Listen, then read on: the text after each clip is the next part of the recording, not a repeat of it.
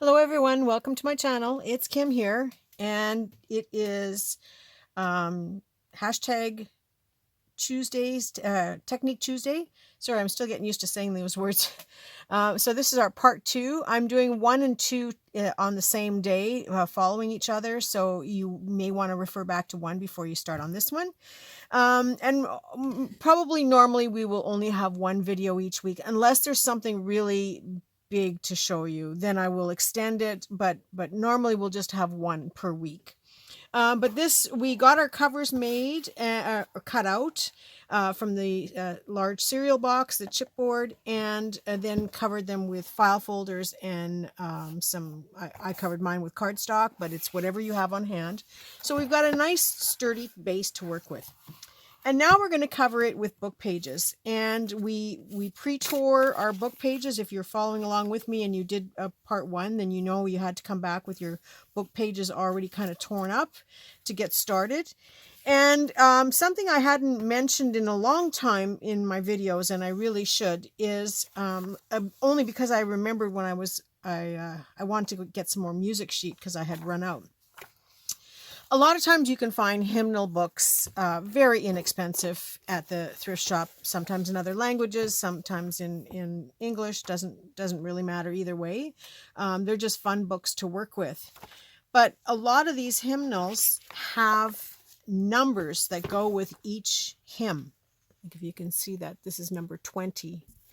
And, you know, some of them are all at the top, depending on how much music is involved in each hymn.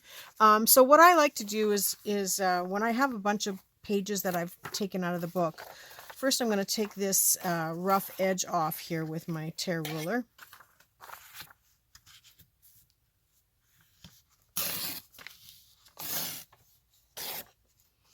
And then I'm just going to cut off the top as one section. But I like to keep these numbers, and I keep them in a larger format only because then they don't get lost in my pile. So I'm just going to tear off a good chunk of the first layer there. And I keep these numbers, and we will use these numbers in different projects coming up, in making labels, on your journal cards. The number is right there for you. And so sometimes, like this is a smaller font, but it's still nice to make a tiny little tag or a little label to put on your journals. And sometimes you get not just hymnals, but sometimes you get book pages that have a really large number on every single page. Tear them out just like this and put them aside in a little baggie or a little ephemera box or whatever that you want to keep numbers in, because we're going to use these in our art, and they come free with almost every book. You know, so take advantage of that and try to catch yourself. And like some books have 200 pages, so you get quite an array of numbers, and in this case it says the word number in front of it, which makes it even more fun. These are great for specimen cards, or you know, any type of little tags that you want to add in your journal, or little trinkets or charms. So put those aside in a separate spot, or you know, with all of this stuff that we're going to be working on, take your pick. But you will use these, and you will love these, especially with these larger margins around them. Just to give you an example, a quick little, here's your first little tip. I'm going to rectangular this off, and you could square it off too, just with my scissors. I mean, you can use your fancier tools. You can use your die cutting tools if you have die cutting tools, but I'm just going to rectangular it off, if that's even such a word, if you can see it now. Now it's just the number all by itself. And I'm just going to take a little bite with my scissors out of each corner, going right around.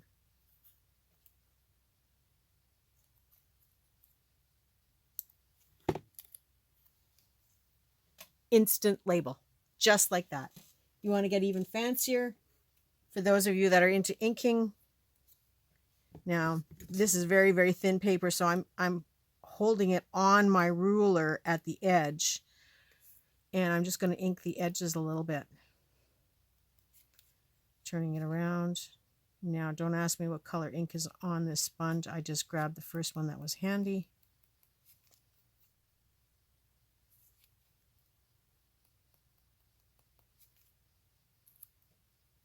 And the reason I put it, you can use like a piece of cardboard or cardstock, just something to give it some a base to work on. But look at that. Ta-da! A number. This number can be used all over the place in your journals.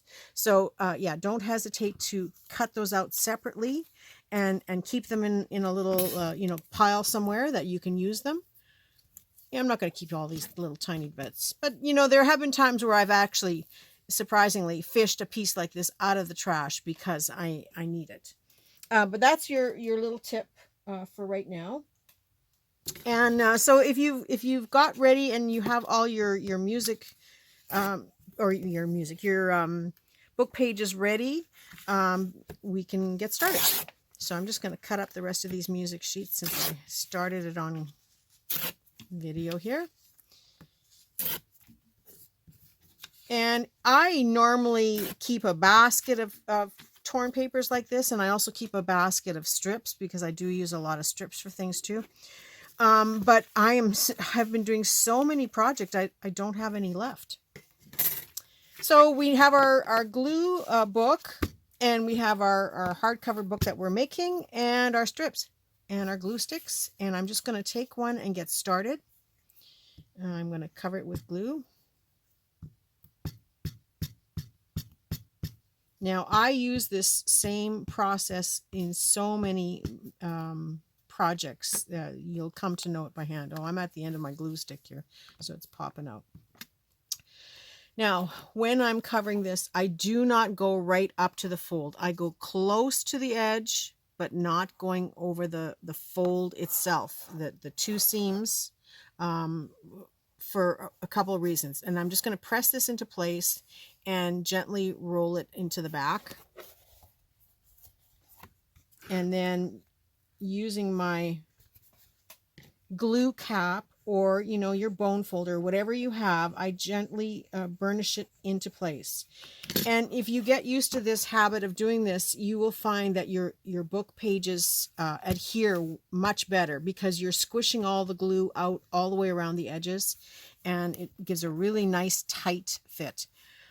I always have several glue caps on the table because I lose them in the process of doing things. They're always floating and rolling off my desk. So that is just my method of doing things. And again, it doesn't interfere on this side or on this side with the fold. And the reason I do that, and when I'm doing this center part, I will go up to the fold again, but not go over it. And that's because when you're adding bits and pieces like this, you're layering and you're going over top like this. You're adding a lot of bulk, and you may have put this too close to that edge or just kind of off a little bit. And then you've got this one going over, and you've got the next one here. So you've got like 3 going on here, and you're just creating a situation where something's going to give, and it's going to crack. It's going to pull away from your book, and it's going to cause it to lift and gape upwards, you know, so you'll have this little spot. Not that it's the worst thing in the world, but it does show, and you either have to dampen it and push it back in place and ease it back in. It is so much easier to put your papers up to that line and then work with a couple of strips down the center, and I will show you how to do that, just as one strip, so you don't have all this extra bulk overlapping and adding up on top of each other into this seam. And that's the same with on the outside. When we're doing the outside, we work up to the seam but not going over it. So I'm going to just start picking different papers now. And I've said this in my other video too, I even work on my surface. It really doesn't matter. I just like to oh, I need a new glue stick here. So now I have another cap on the table, and this will go into recycling. But yeah, I have, I work right on my board. It doesn't bother me because the glue dries clear, and I know I'm not finished with just putting the book pages on. And I don't have a right or wrong way to do it as far as, I just overlap slightly and then roll it over to the other side. I do start on the inside of my book instead of the outside. And the nice thing about starting on the inside is when you go all the way around the outside edge first and then you fill in the inside, when you flip it over, all your edges on the outside are done. So you feel like you've made some progress. But yeah, I just staggered different types of paper. I know I'm probably touching the cord right now. I have the camera phone plugged in because I'm uploading the first part of this video while I'm making this one. So it may cause this a little bit to make it a little bit shaky, but you'll be okay with that. So then I just put the next one. I don't care if it's upside down or right side up. And then pressing that into place. And flipping it over and pressing it into place. Now when I come to the edge here, I go from both sides. So I'm going to tear this into a smaller piece. And I'm going to put a little bit of glue on this one first.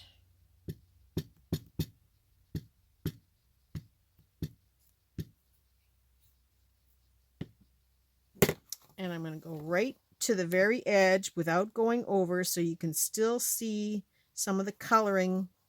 I'm on the outside. You can still see a little bit of the coloring of my book. And same with here. I'm going to go along the inside. And I'm going to press it into place. But I didn't go over. And if you do go over, just take your scissors and trim it away. Whether you have to go from this side or from this side, I find it, the closer you can get is better. So you just trim it away. And I'm just pressing that into place. And now I'm going to take this other small piece. Oh, there's number 17. Oh, well. I like number 17. And now I'm going to go from this corner this way.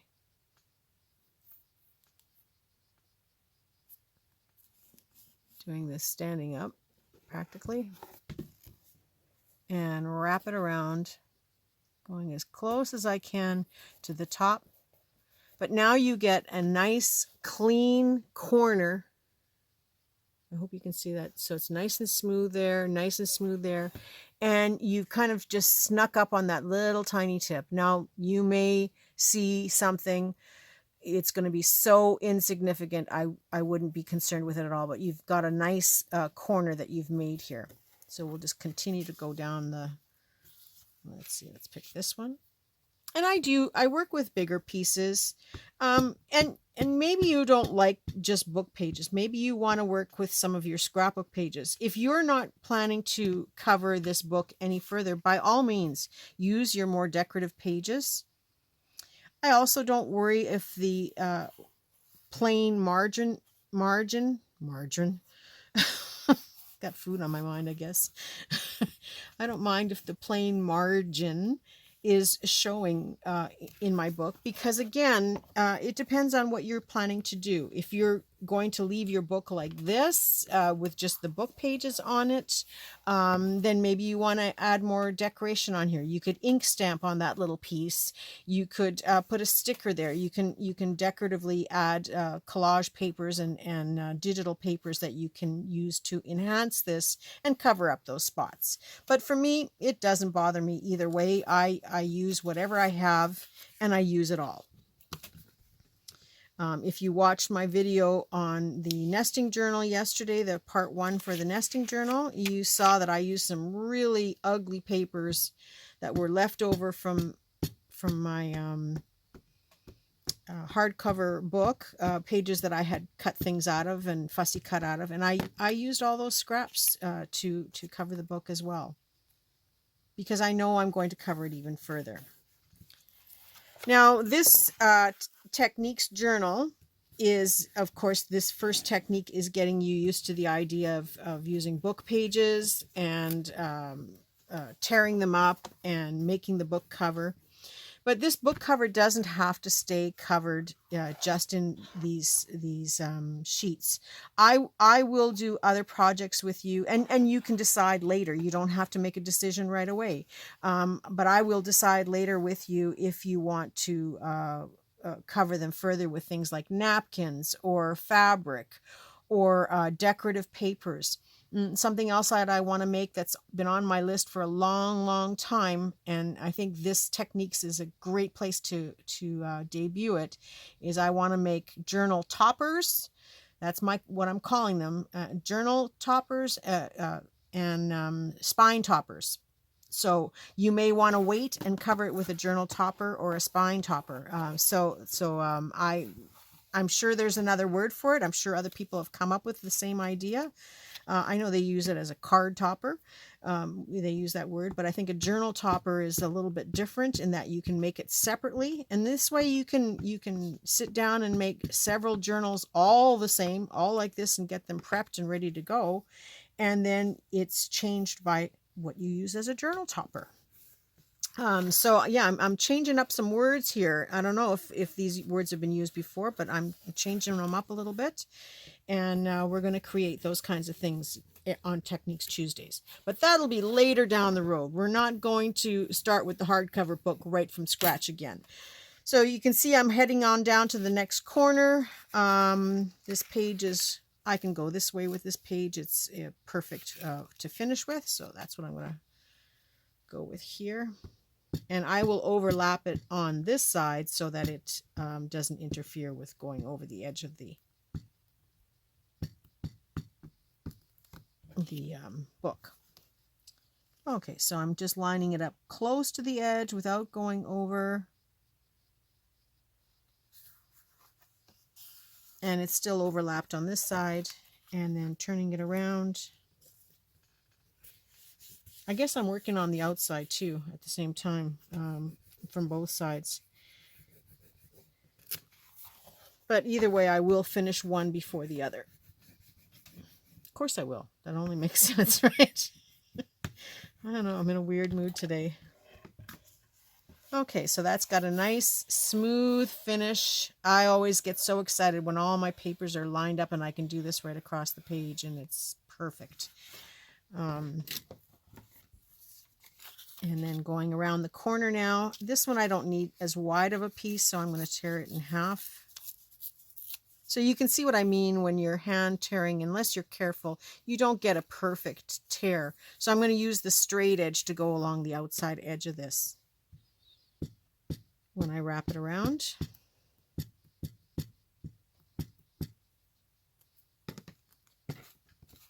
Now lining it up right to the edge of the book itself, but not going over. And I'm going to flip it over onto this side. And I have a nice clean edge again. And I'm just going to burnish it into place.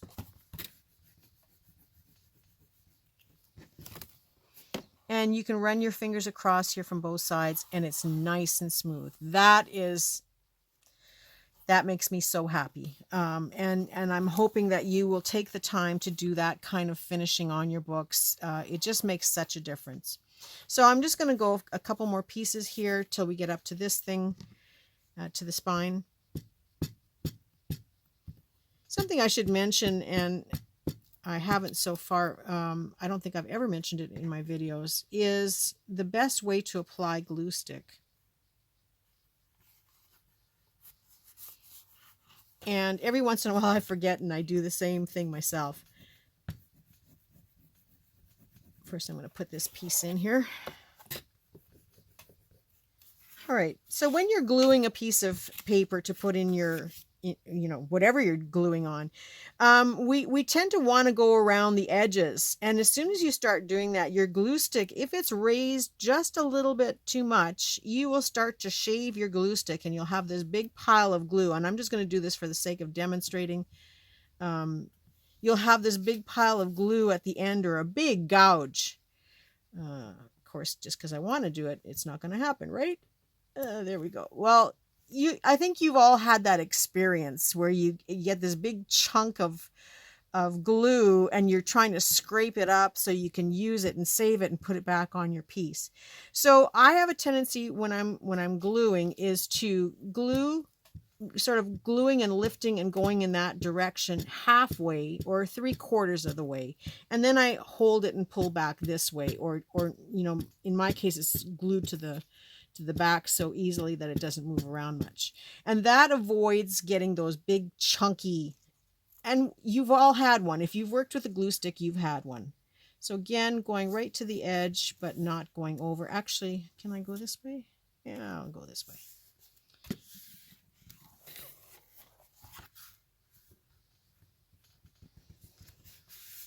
Pressing it into place.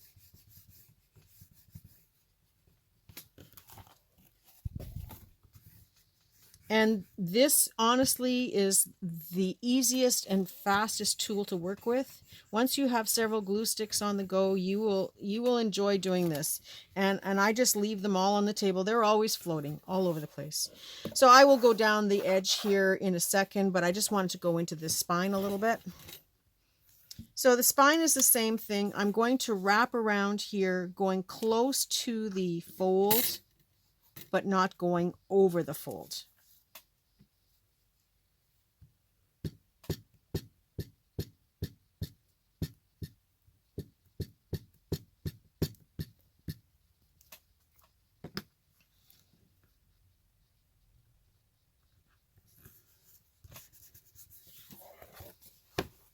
And wrapping around. Now this must not be perfectly straight because I can see my paper's on an angle here. Oop. Press too hard.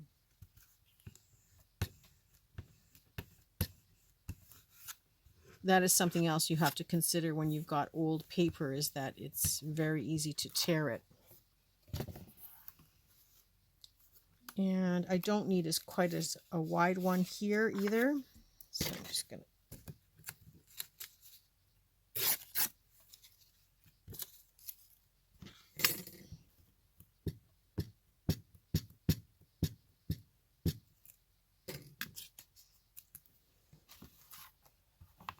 and going again close to the edge without going over. And I'm going to flip it around and press it down in place.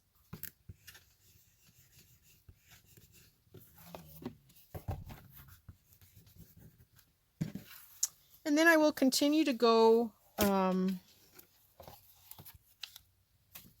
the sides of the spine on either side, like on the spine and on the book cover itself. Lining it up close to, but not going over, until eventually I have this whole thing covered.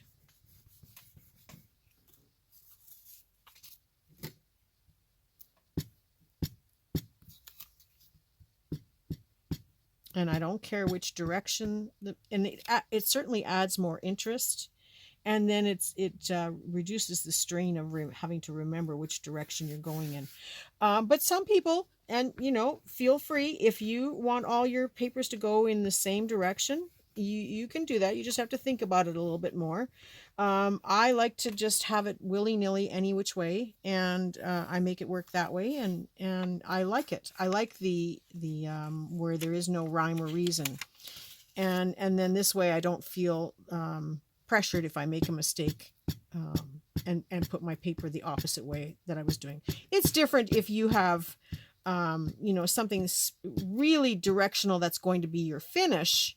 Well, then you want it to go the right way. But when it comes to this is just base paper to me. I don't think of it as anything else. It's just getting a good start on my journal. And it's, again, building up and strengthening these covers even more. And you will see that. And if you can sort of not do this side and do this one first, including the back side, and then just wait and see how it feels. It's just, you can tell the difference. And yes, Val, you'll be able to throw this right across the room and back again. We could play football with these. Maybe that's what we'll do when I get together with you guys. But I'm going to continue off camera to work on my book, or you can see how I'm doing this. I'm going up to the spine, not going over. And I'm going to do the same thing with the center section and the same with this side. And then I'm going to, by then, all of this around the edge will be covered, so I can just go in and fill this in pretty quickly. But there's no reason for me to do this on camera with you, so I'm just going to turn off the camera for a couple minutes and get my book done.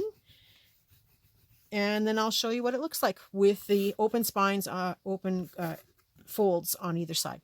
Okay, I'll be back in a second. And I'm back again. So here is our cover, and it is covered except for the folds in the spine on both sides, inside and out. And if you've been doing this along with me, I'm sure you've realized that you need a little extra space when you're working on this side, because you can't really fold it the other way, because then you're folding away from the way the book is supposed to go. So it makes it a little bit more difficult to cover, and you have to maneuver a little bit to cover onto this side. So now we're going to finish off these edges. But before we do that, I just wanted to touch on something that I had talked about in my video yesterday that I didn't mention in today's video. And that was my glue pad. So I hope you can see this piece here. I'm just going to take it off because it's pretty glued up now. But when I'm working, I work all over the page here, and I glue over and over and over, and I let the glue dry overnight, and I still continue to glue on it until it gets to the point where I cannot work on it anymore because everything is sticking to it. And I will then take the page, and this could be a magazine or, you know, whatever, a catalog, whatever you have, and I then fold it in half. And I work on this little section. And then when this gets really messed up, then I will fold it again,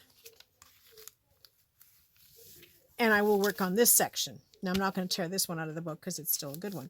But I will work on it till it's so glued up that I cannot do anything more with it.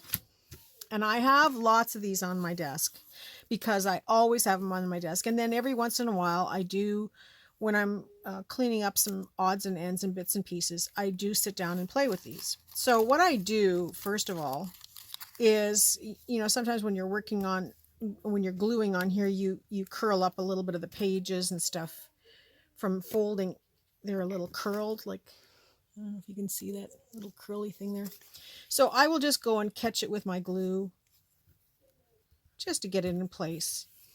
And now this one is a fresh one that's still sticky, so I don't want to work too much with this one. But then I will take the edges and just trim them so that they're all at the same level and that they don't have those tears from pulling it off the page. And any little nubs that are sticking up, I cut those off. And if the pages don't meet up in the corners, then I trim them down a little bit further. In this case, I didn't quite fold it straight, so that there's nothing sticking up. And I don't worry that it's glued perfectly, but, you know, in this case here, I might put a little bit of glue in here. Now this one's very sticky.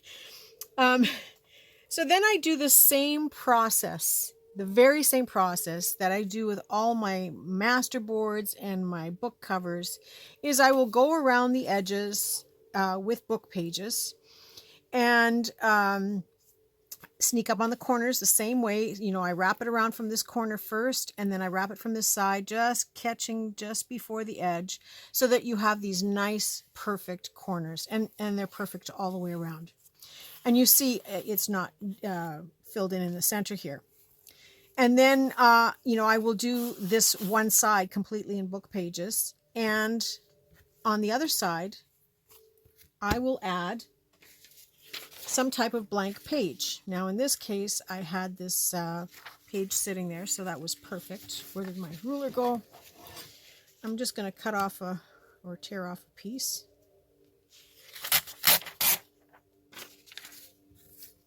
And this is what I will use. Any kind of blank paper or lined paper or notebooks or exercise books. You know, loose leaf. If you know, loose leaf is not the, I don't know, for me it's not my favorite page to put in a journal, but I certainly don't mind using it on the back side of journal cards for finishing.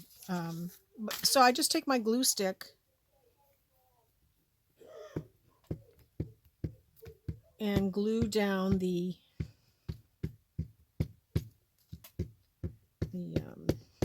note paper.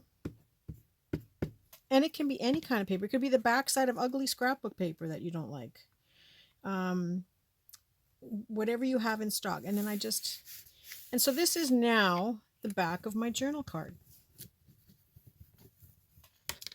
And the front is ready to decorate. Now you could do as simple as putting a, my saying, bird, butterfly, flower, and a label and a number, and you're done. Or maybe you want to collage a nice image on here, or do a series of images because you want to make it something that fits in your journal based on theme. Well, just to give you an example, I took this photo out of a book. Okay, it was just an image out of a book that I cut out. So I'm going to use that on here. And I'm going to glue this down.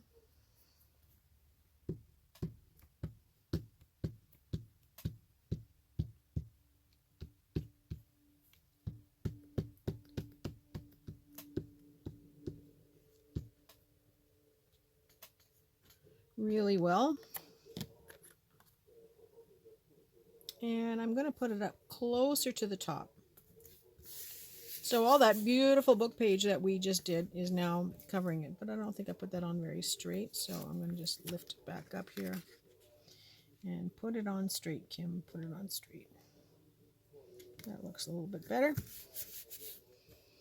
Burnishing it on. Now I do sew around my images or on my cards, but I certainly don't think I have to in this case. I've put a lot of glue and it's stuck on there pretty good. But just like that, I've decorated this card, and if you can remember I did that little number, that tiny little number.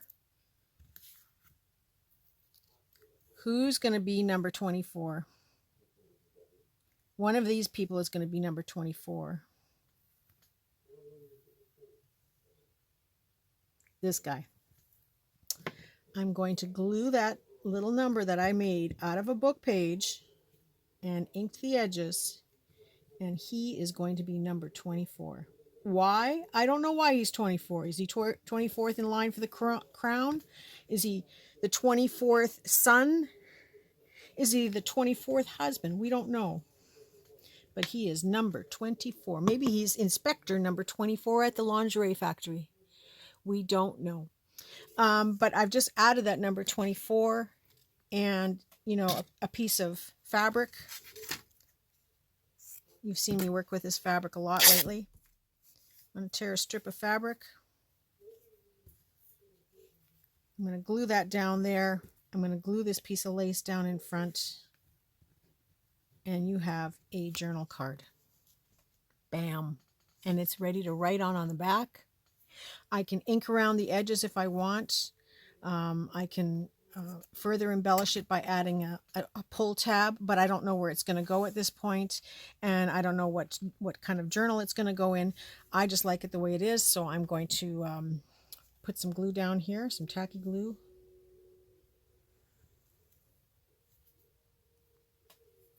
And where's my glue spreader? I'm just going to spread that out just a little bit so it doesn't seep through the fabric. I could hot glue this on too, but I don't have my hot glue gun on.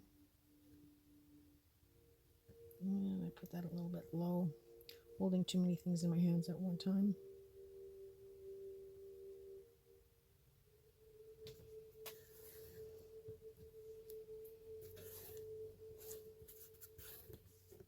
And one more round with the glue. I'm just going to make another thin line to put down my lace.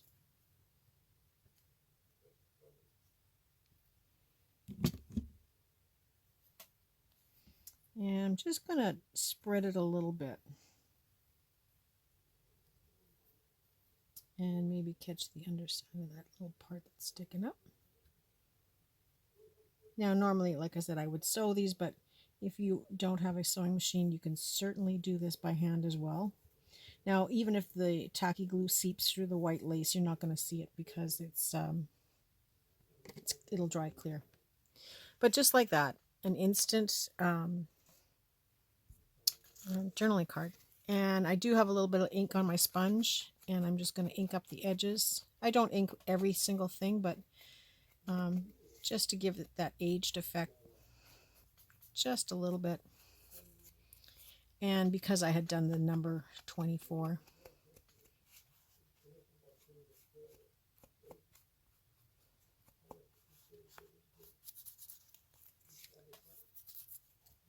And you can see how easy that was to make this journal card. And that's using this paper and a little scrap piece of paper that I put on the back, some book pages, and an image right out of a book. It could be a magazine image, it could be a book image, it could be a digital or a photograph or whatever you have on hand. And number 24, you know where that came from a book page. And there, number 24, there's other books that have larger numbers. I have a book right here that has number 149 in the corner. So just keep an eye on your books, and you'll see these things will pop out at you, and you can see how easy that was to make a journal card. So I have the first journal card to go in the pocket I haven't even made yet for my book. So I'm hoping that you will make one of these too while you're working on your book. And please leave in the comments that you've made one. I would love to hear that. And let's get back to the book. So in doing the book, if you watched my video yesterday for doing the envelope, I did the folds exactly the same way. I cut 2 very long strips.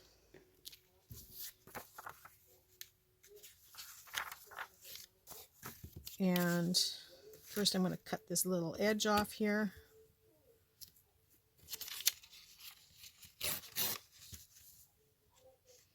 Now I don't keep every number that comes my way because I do have a lot of stuff and I do have lots of numbers, but I'm going to cut 2 long strips. Now this is about 1.25 inches wide, I think. So about 1.25 inches, 1.5 inches. That's pretty much all you need. And actually I think I'm going to need 4 on this side.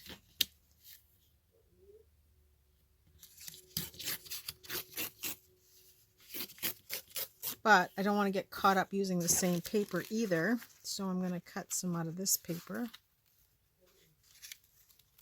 Grab one. And they don't have to go the same direction, of course.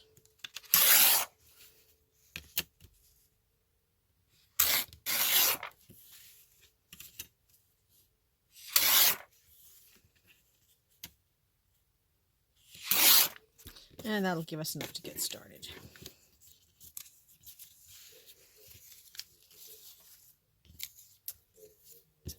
So I can work right on the book in this case. I don't have to worry because, like I said, it's going to dry clear anyway. So I'm just going to apply glue down this strip.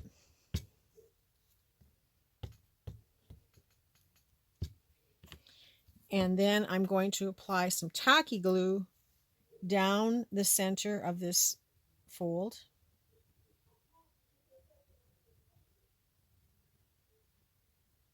I'll have to go back and touch up where there's an overlap.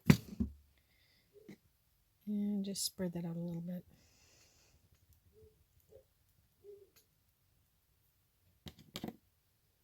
And then taking the piece I just put glue on, I'm going to go a little bit overlapped on the top here and smooth it down. And without it touching the table, because I've forgotten I put glue all the way down, I'm going to just put a little dot of glue in here.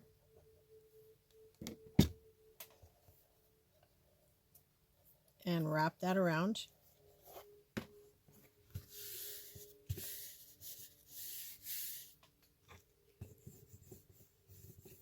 Press it in place. And then I'm going to take another strip. Now I do want to overlap, so I'm going to put a little bit of glue up here.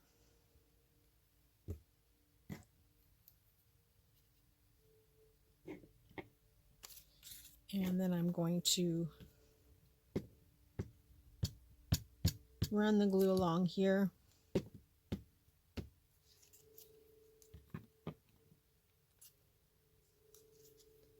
pat it just a little ways overlapping onto the first one. Smooth it out. And then very quickly I'm going to turn it over, put a little glue down the center here.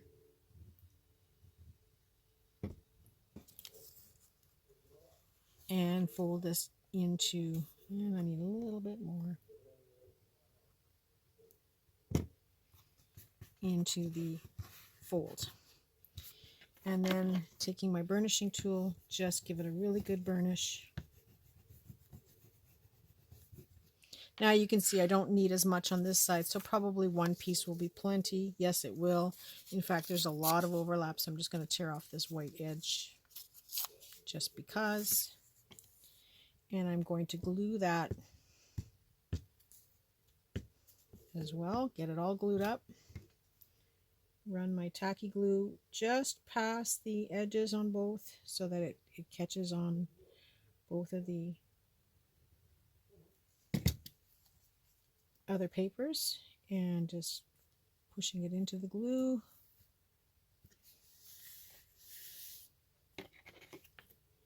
And then working it into the paper or into the fold by burnishing it. Now I'm going to leave this flat. If you try to fold this now, it's going to buckle because the glue isn't dry, and so there is a chance that there are going to be spots that aren't quite adhered, and it's going to separate from that from the hold. So I'm going to leave it dry. You know, I think I said yesterday overnight. You don't have to leave it overnight, a few hours at least, so that it's completely adhered on both sides. And I'm going to do the other part of it as well. And then when because mine's going to sit till tomorrow anyway. But when you do start to, I'm going to work with this one to show you. When you do start to fold it, I like to have some type of a tool, and I just kind of gently run back and forth and slowly ease it up until you see that it's going and it's not leaving you any buckles or creases, and just keep easing it forward until you can open and close it. And then double check it on the other side. If there's any lifting on the outside, you can go back and touch it up. It's just a matter of putting a little bit of glue down in those spots and then touch it up. But yeah, I'm going to do that with this. As soon as I feel confident that it is dry enough, I will do the same thing. So I'm going to just carry on here and put some glue on this one.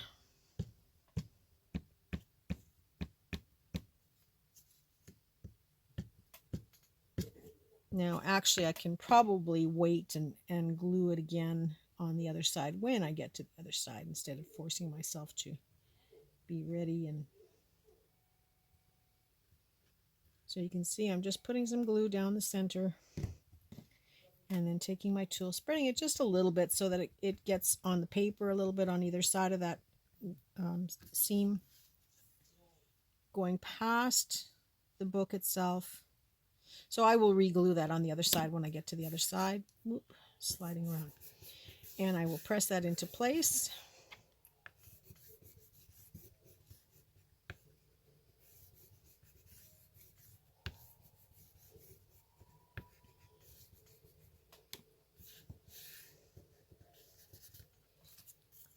And then take another piece and do the exact same thing.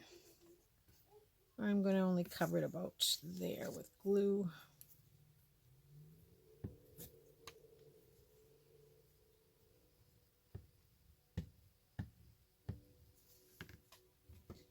Taking my tacky glue, going just a little bit past, knowing that my paper is going to go there on the previous, just overlap just slightly.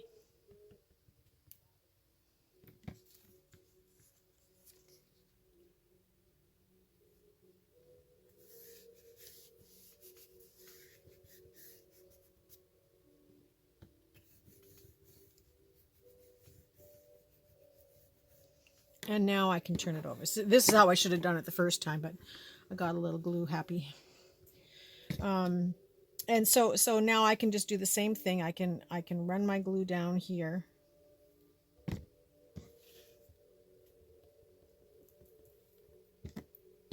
and just add a little bit extra on here, even though it's starting to dry a little bit, or maybe this one I didn't have any.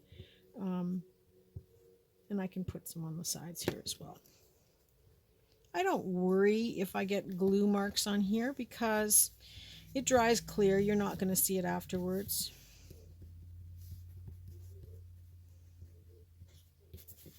And then same with this little piece here. I'm just going to glue it up. I think I have enough glue on my brush here to fill that in. And just fold it up and push it in a little bit. And then I'm going to use my last little piece to fill in. Oh, I guess I have to use the music sheet a little longer. All right, so we will again cut off the little bits.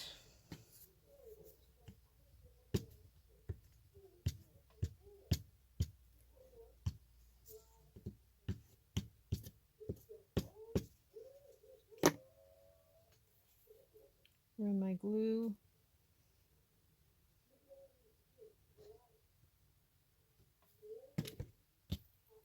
Oop, sticking everything now.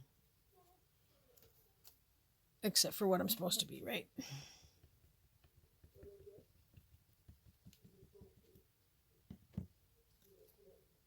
All right, and just pushing that down into the seam first.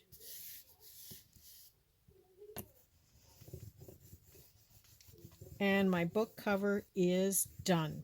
It is ready to move on to the next phase. Now, okay, so this is the inside. The only reason I know it's the inside is because I just finished covering the purple, so I know this is the outside. But you can cover your book with all kinds of images. We could throw a napkin down here and glue it down. We can make cover toppers, like journal cover toppers, which is what I'm saying is going to be the new thing, and journal spine toppers. So we may expand with that. You could glue pictures all over it and lace and trim. You could glue fabric over top of this. You can do kind of a snippet collage of fabric on here. I don't know where you want to go, and so I think what I'll do is I will I have quite a few envelopes that I did yesterday, so I think what I'll do is I will show several techniques on envelopes, and you can decide how you want to cover it. You don't have to cover it right away either. We are going to be putting in some holes on the spine along the top. Like I said, the 4 holes or 3, depending on how big of a spine you have on your book, and as well on the bottom. And this is going to be to feed our cords through so that we can put the papers, the signature pages, in our book. So that'll be next week's project. So I want you to gather up some papers, and like I said, gather up all kinds of papers that you wouldn't put in a journal, because you don't want to use your good papers. This is just going to be background paper to hold your different techniques of ephemera in the book. We will get to a book where we just do signatures so that you can see different papers to use, and that will be another book like this that we can create the book and just start by putting in one signature, and again you can add as you go along. And the reason I don't want to get into paper right now is because a lot of you are newbies. You don't have ledger paper, parchment paper, coffee stained, avocado stained, decorated pages, scrapbook pages, digital papers. You don't have all those, or maybe you do, but maybe you don't. And so I don't want to scare people off and say, well, you need atlas paper and this kind of paper. And, there are so many different things, watercolors, things that you paint, things that you've painted, pictures. So instead of worrying about that now, we will do a book of signature papers where, I will send you out on a hunt, or, you watch my Thrifty Canucks videos and you see the kinds of paper that I pick up and the books that I pick up. So we will further go into that in book 2 or book 3 if we get to that stage, which I'm hoping we will, because this is going to be fun. But for book 1 right now, it's just get a book together and use some crappy paper. And that's the best way to explain it. So get out the loose leaf, get out the, the paper that you printed on one side that didn't turn out, get out papers out of book pages that are large enough to fit in your book, because we kind of want to work in that 8.5 by 11 size of paper. And we're going to do 3 signatures, I'm guessing, maybe 4 and maybe only 2. So get a kind of a look at your book. If your spine is 2 inches, then I'm going to say we can put 3 signatures. And if your book is 3 inches, then we'll put 4. So kind of figure it out from there and just have papers ready. And you don't have to have a mix of 40 different kinds of paper, just a mixture of paper so you don't get tired of it. But even if you have only 2 or 3 different styles of paper, it doesn't matter either way. Depending on how many signatures you're able to put in your book, we are going to put 12 papers in each one. So if you have if you know that you're going to be putting 3 in there, then you want to count for 36 papers. If you can only fit 2 in your book, or you think you can only fit 2, and maybe you'll decide later on, oh, I think I could fit 3. Then plan for 24 sheets, or plan for 36 sheets, or plan for 48. And keep in mind that each signature is 12 pages, and so that translates to 24 when they're folded, and that translates to 48 sides. So you can just imagine the amount of ephemera we're going to get in these books. So you want to keep that in mind. The other thing you want to keep in mind is, if you are gluing pockets onto the paper and then putting a tag inside there, you don't want it to be too lightweight. So stay away from things like tissue paper and wrapping paper and newspaper, because those are going to be too thin to hold up some of these items that we're going to be putting in the books. Because, some pages we're going to have a flip up that flips up on your page, that's attached to your page, and then eventually we're going to put something under the flip. That's why we have a flip. So these are things you want to keep in mind. So you don't want to use very lightweight paper, but just general copy weight paper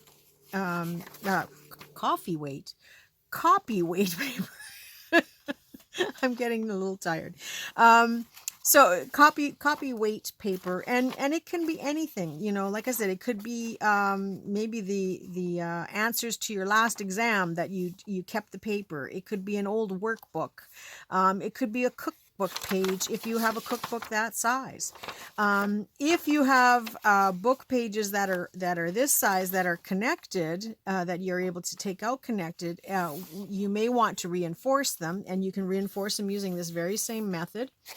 But these are other options for you. But again, I would rather stay with just regular paper for now as much as possible. And it can still be decorated, but 8.5 by 11 sheets in a good weight of paper, as much as possible, because when we start doing repairs and things and slipping them in and out of the book, you might find it a little where it might not be strong enough. So that's it about that. Now, I decorated or finished these seams with book pages, but you can also finish them with decorative washi tape if you have something that's a good size. To me, this isn't very wide. I'd want something a little bit wider. I don't know if I have anything here on the table.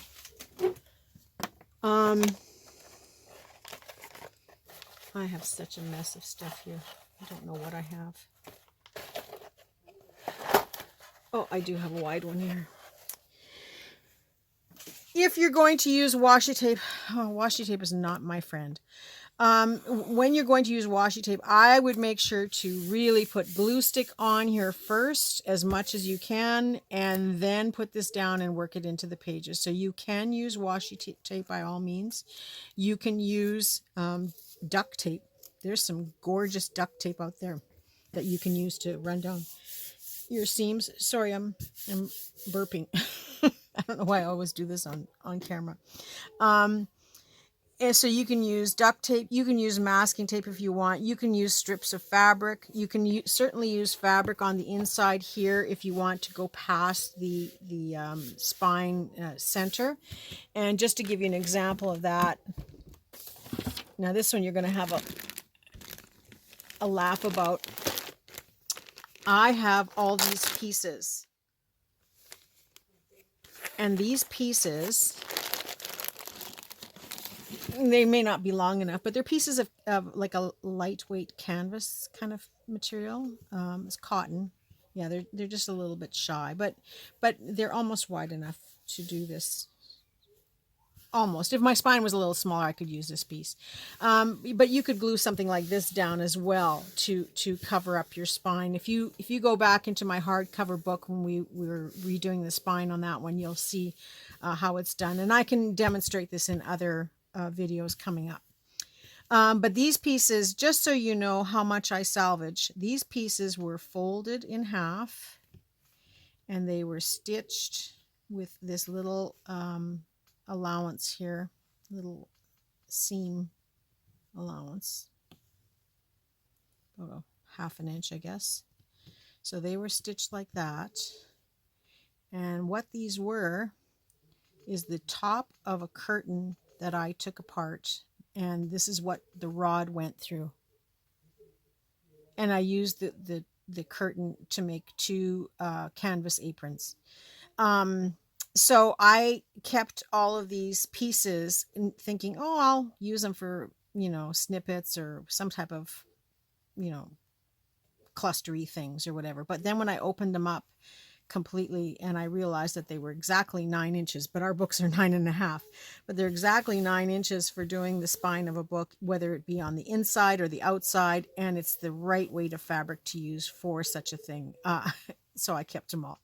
But yeah, if you want to put fabric, I will do other books like that. But for now, let's just get started with the basics and just cover your seam with either book pages or some washi tape if you've got a really wide washi tape.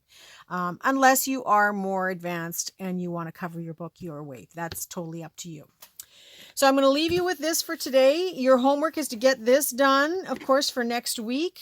Oh, one other thing before I go is when we put the holes in here, you do not have to have the little eyelets. If you have them, that's great. If you don't fuss on it. But we will be putting holes in here, so you do have to have some type of a tool that can make holes for yourself. You may find it difficult to use a standard hole punch. If you've got something a little heavier, that's great. Or if you have one of those punch tools, or if you have a crocodile that will punch through it. If not, you may want to consider looking for an alternative as to how you're going to punch holes in here. Check online, check at your craft shop to see what's the least expensive item you can buy if you're going to make holes. I'm hoping that if you're at this stage and you're going to buy a tool, that you would consider a crocodile, because it's an amazing tool. It sets eyelets as well as your making your holes in 2 different sizes. So it's a great tool to have. But you have to consider that you need some type of tool to make a hole. You can use a pokey type tool and just carve your way through, or a small knife, but it's not going to look as finished, but it depends on what you have and what resources you have. So when we're finished putting the holes in top and bottom, we are going to either run an elastic, and to give you an example, I can't find my box of elastics because I haven't done this Midori style for a long time. But I did find this was an elastic, and that's what it is. Just an elastic, or I have this gold elastic, and I have some sewing elastics somewhere, both round and flat, and it really doesn't matter either way which ones you use. So if you're going the elastic way, then you'll need some elastic. If you want to do ribbon or seam binding, you can do that as well, and tie that through and just tie it in a bow on the other end, or in a knot and then a bow. The only thing with those is they might be a little bit wide and interfere with your spine of your pages. but it's doable. It's certainly doable. And same with the wider elastic, like, if you had sewing elastic that's a 1/4 of an inch wide, that's fine too. It'll work. And then same with twine. Twine will work just nicely if you want a more rustic look to add to your book. And any kind of cording that you might have. So don't get hung up on that you need elastic. You just need to find a tool. The most important is to find a tool that will poke holes into your spine, and we'd want to make them at least wide enough to hold your material. If you've got eyelets and you can finish it, then by all means you want them to fit your eyelet, the holes. And if you're at that stage, then you already have a crop-it-on most likely, and the right tools to do something like that. So that's what you're going to need for next week. I kind of have steered away from the idea of varnishing these at this time. It's something that you can do afterwards, like sealing it with Mod Podge or a water-based sealer. I've kind of steered away from that at this time, but I want to consider it afterwards if you decide that's the way you want to go. But I will show you examples when we get to that point where we're doing that. For now, let's get the book made, and we will get the signatures in, and we will worry about decorating the book afterwards. So that's it for today. I hope you enjoyed this.